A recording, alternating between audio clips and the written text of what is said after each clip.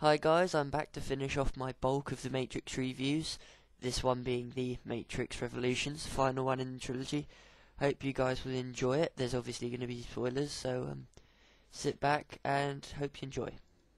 So, Revolutions picks up right after Reloaded, where Neo's mind has become separated from his body, and it's stuck halfway between the Matrix and the real world, which is strangely depicted as a train station, and he's being kind of controlled by the Merovingian. He's being held prisoner.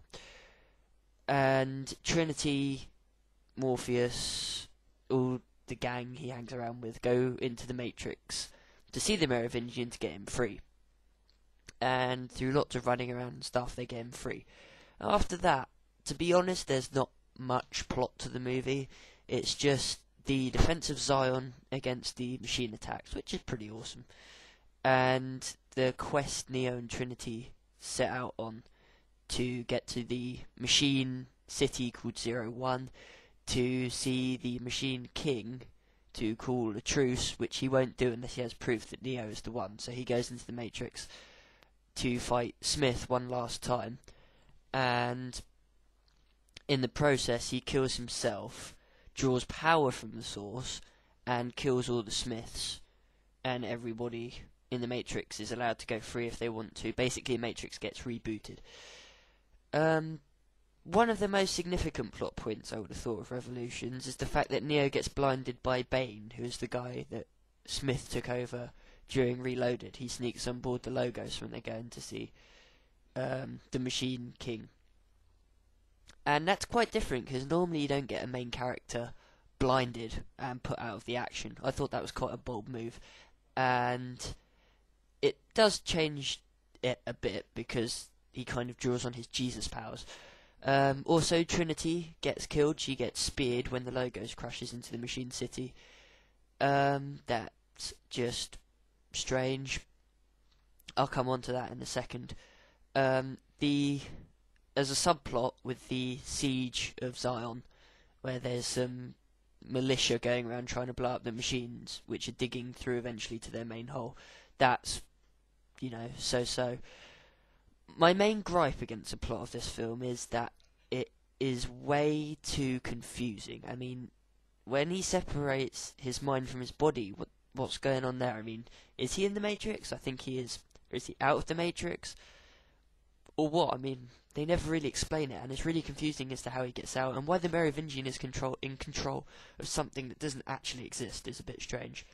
I also found the ending to be rather anticlimactic, as they build it up to this whole thing, and really it's just a load of special effects and people flying around and slapping each other in the face and all that kind of stuff. I personally thought the Burly Brawl from Reloaded would have made a much better ending to this film. If they'd have crammed less into Reloaded, split it out over this film, and shortened the ending so there's less fighting, it would have been a far superior film, I think. And the fact that Trinity died in Reloaded only to be brought back in this film just reeks of not thinking of a proper ending for the characters. Like, oh, we killed her, but she needs to be in the next one for contract reasons, so we'll bring her back and then we'll kill her again. Just as stupid. So the plot's definitely not the best out of the three, but in itself it's not.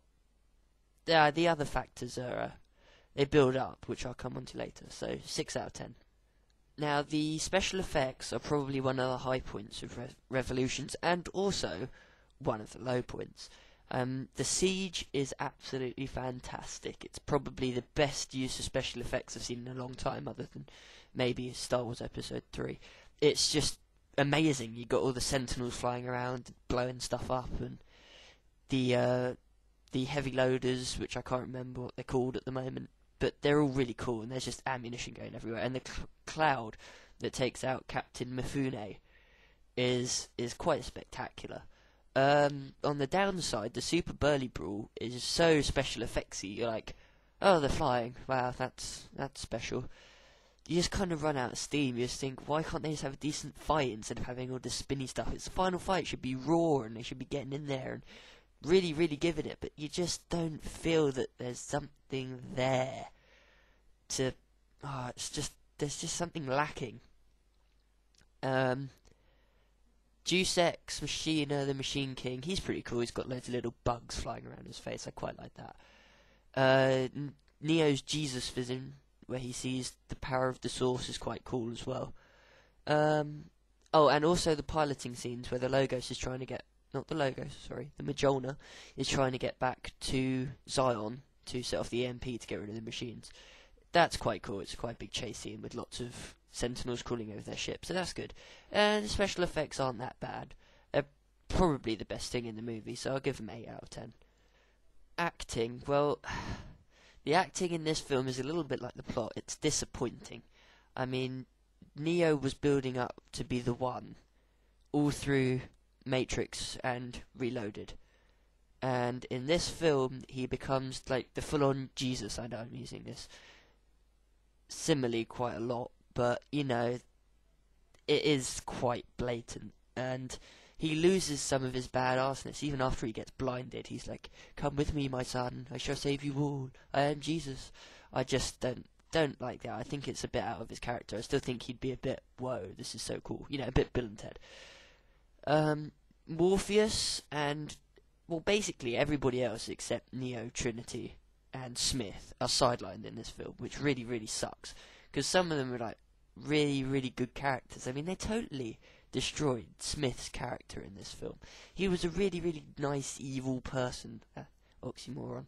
But in this film, he's just like the evil Dick Dastardly guy. Even like when he takes over the Oracle, he stands there and does like the classic evil villain laugh number 2 into the camera, and it's a bit cringe-worthy. But I mean, it's not that bad. It doesn't really detract from the film. It's just not as good as it could have been. So 7 out of 10 for the acting. Now the score. Well, there's not much to say about the score because it's quite similar to Reloaded and Revolutions. The one thing I will say, the artists they hired in for this one aren't as good as they were for Reloaded and The Matrix. You have Juno Reactor again, and the only song they really contribute to this is Navras, which is the song you hear during the credits and is also sampled in the final fight with Smith, which Don Davies kind of did over as Neo Dameron. Hopefully that's right. I don't speak German. It's just a bit. There's something again. It's just lacking. It for a final fight. It's like all orchestral and it's got the voices and everything, but it just doesn't fit for me. I just don't like it. So the orchestral score is brilliant, but the incidental music they hired out, I really don't like. So 8 out of 10. There, could be better. DVD again. I got this as part of the Ultimate Matrix. It's a solid set. It's almost identical to Reloaded, actually. It's got all the same sort of documentaries and features and everything. So 10 out of 10, it can't be faulted. It's just everything you could possibly want to know about the film. So if you're a Matrix fan, definitely get out there and get this set. Okay, to sum things up. Now, I know a lot of people don't like this film because it's really different to the other Matrix films. In its own way, it is rubbish. But it's also really not that bad. Case, some of the plots don't make sense. They brought back Trinity for no good reason. They destroyed Smith's character, all that stuff. And yeah, it's nowhere near as good as the first two, to be honest. But it's different. Not necessarily a bad way. I've heard loads of criticisms leveled at this, like saying, "Oh, they destroyed the series. Oh, it's so bad. The fighting's rubbish." Yeah, it is, but it's different. They tried to be different. I mean, the fight at the end, although it is rubbish in my opinion, so anticlimactic. It's a different style, and you can understand where they were trying to go with it. It just doesn't quite pay off. They should have done it earlier in the series and not later. But you got the high points of the siege. You got the special effects, which are amazing.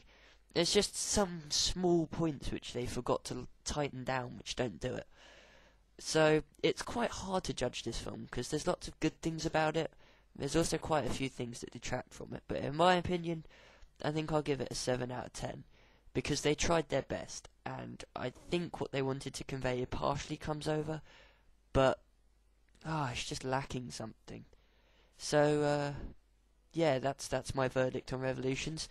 Next video I'll have up will be a review of the Animatrix and the bonus features in the set. So hopefully you guys will stick around for that. Thanks for all the views. Have a great Christmas, guys, and see you later.